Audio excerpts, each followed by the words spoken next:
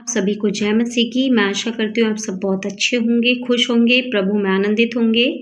तो आइए आज के वचन की ओर चलेंगे। हम पढ़ेंगे यिर्मयाह और उसका 13 अध्याय। हालेलुया।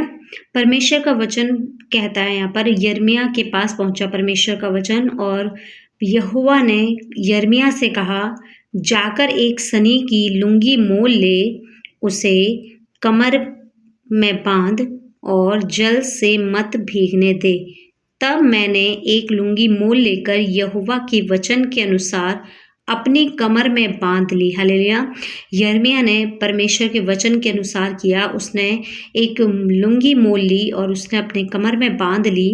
तब दूसरी बार फिर से यहोवा का वचन यिर्मयाह के पास पहुंचा। फिर परमेश्वर ने कहा कि जो लुंगी तूने मोल लेकर कटी में कस ली है, उसे फरात के तट पर ले जा और वहां उसे चट्टान की एक दरार में छिपा दे। हालेलुया।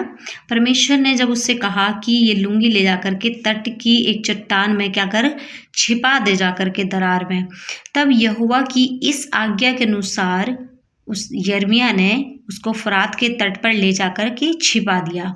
बहुत दिनों के बाद यहोवा ने फिर यिर्मयाह से कहा कि उठ और फिर फरात के पास जा और जिस लुंगी को मैंने तुझे वहां छिपाने की आज्ञा दी थी उसे वहां से ले ले।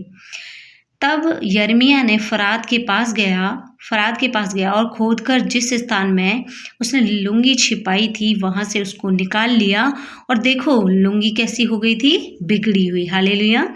परमेश्वर ने उसको इस दृष्टांत को दिया, करने के लिए कहा, इस काम को प्रैक्टिकली परमेश्वर ने उसको करने के लिए कहा, और परमेश्वर ने कहा कि देखो वो किसी भी काम की अब नहीं रही। हालेलुया। फिर परमेश्वर ने इसी प्रकार से परमेश्वर ने इस वचन के अनुसार जो परमेश्वर ने जो आज्ञा यिर्मयाह को दी थी उसके अनुसार फिर परमेश्वर ने उसको समझाया कि तब यहोवा का वचन यिर्मयाह के पास पहुंचा और यहोवा कहता है, इसी प्रकार से मैं यहूदियों का गर्व और यरूशलेम का बड़ा गर्व नष्ट कर दूंगा। जो यहूदी लोग हैं और जो यरूशलेम है, उनका जो गर्व है, जो घमंड करते हैं, उसको परमेश्वर कह रहे हैं कि मैं नष्ट कर दूंगा, कि वो अपनी बुरी बातों से, बुरी दशाओं से वो बिगड़ चुके हैं। ठीक है। जो अपने ऊपर घमंड करते हैं, परमेश्वर कह रहा है कि मैं उसे नाश कर दूंगा। इस दुष्ट जाति के लोग जो मेरे वचन सुनने से क्या इनकार करते हैं। हालेलुया। देखिए, जो लोग परमेश्वर का वचन सुनने से इनकार करते हैं, परमेश्वर कहते हैं कि जो अपने मन के हट पर चलते हैं, जो दूसरे देवताओं के पीछे चलकर उनकी उपासना करते हैं और उनको दंडवत करते हैं, वे इस लुंगी के समान हो जाएंगे जो किसी काम की नहीं रही। हालेलुया। देखिए, जो अपने कामों से परमेश्वर के विरोध में काम करते हैं, ठीक है, और परमेश्वर को दुख पहुंचाते हैं कहीं ना कहीं अपने कामों के अनुसार, तो परमेश्वर कहते हैं कि मेरे वचनों को भी सुनने से वो लोग क्या करते हैं, इनकार करते हैं। वो अपने मन की इच्छाओं पर चलते हैं, मन के हट पर चलते हैं, जो उनका मन कहता है वो वही कार्य करते हैं।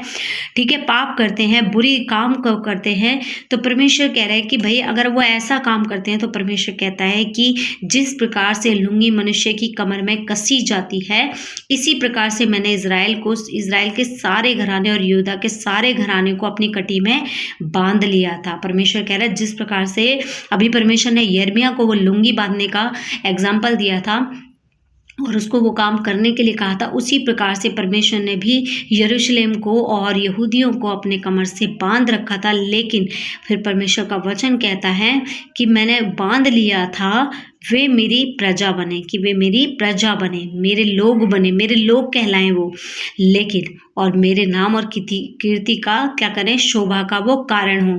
क्योंकि परमेश्वर जब हमें प्रेम करता है तो वो हमें जयवंत के उत्सव में हमेशा लिए फिरता है और वो हमेशा हमें आनंदित रखता है। पवित्र आत्मा हमारी सहायता करते हैं, हर एक पल परमेश्वर हमारे साथ रहते हैं।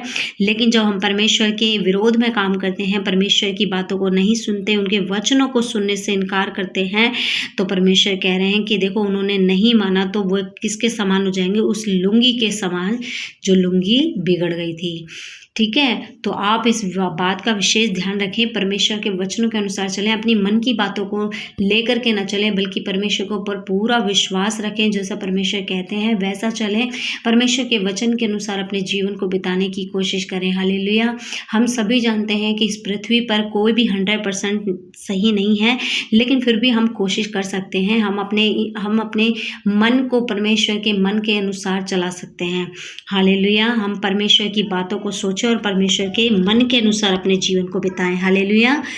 मैं आशा करती हूँ इन वचनों के द्वारा परमेश्वर ने आपसे ज़रूर बात की होगी। सभी को जय मसीह की। धन्यवाद।